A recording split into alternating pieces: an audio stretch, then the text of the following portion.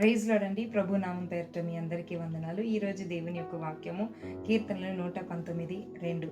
ఆయన శాసనములను గైకొనుచు పూర్ణ హృదయముతో ఆయనను వెతుకువారు ధన్యులు. ఈరోజు దేవుని యొక్క వాక్యాన్ని చాలామంది వింటారు కానీ దాన్ని గైకొనరు. ఈరోజు దేవుని యొక్క వాక్యాన్ని వింటున్న మనమందరం కూడా దాన్ని పాటించాలి. చాలామంది చర్చ్లో దేవుని యొక్క వాక్యాన్ని వింటారు, అక్కడే విడిచిపెడతారు. అది మాత్రమే కాకుండా వాక్యాన్ని చాలామంది శ్రద్ధగా వింటారు, కానీ ఆశీర్వాదం ఎక్కడ ఉంటుందో తెలుసా అంటే మనం విని దాని ప్రకారంగా నడుచుకునేటప్పుడు మాత్రమే. పూర్ణ హృదయంతో ఆయన్ని వెతకాలి. వెతకడం అంటే ఎలాగా? కంటిన్యూగా మనం ప్రేయర్ చేయాలి. మనకి దేవునికి ఉన్న బంధము అది ఎప్పుడు కూడా స్థిరంగా ఉండాలి. ప్రార్థించాలి, పూర్ణ హృదయంతో ప్రార్థించాలి. పూర్ణ హృదయముతో ప్రార్థించడం అంటే ఆయన వాక్యాన్ని చదవడం అంటే ఆయనకి మాత్రమే ప్రాధాన్యత ఇస్తామండి. ఫస్ట్ ప్లేస్ ఆయనకి మాత్రమే ఇస్తాం.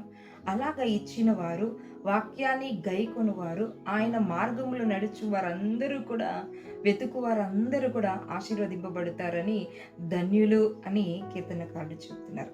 ఈరోజు ఇర్మియా గ్రంథంలో కూడా ఒక మాట ఉంది, నన్ను వెతుకువాడు పూర్ణ హృదయముతో వెతికినప్పుడు వారు నన్ను కనుగొందురు అని చెప్పి ఇర్మియా గారు రాస్తున్నారు. ఈరోజు మనం అందరూ కూడా ఆయన్ని వెతకాలి, ఆయన మాటను గైకొనాలి, శ్రద్ధగా ఆయనకే ప్రాధాన్యత ఇవ్వాలి. ఇచ్చినప్పుడు ఖచ్చితంగా మనం అందరూ కూడా ధన్యులుగా దీవించబడతాం.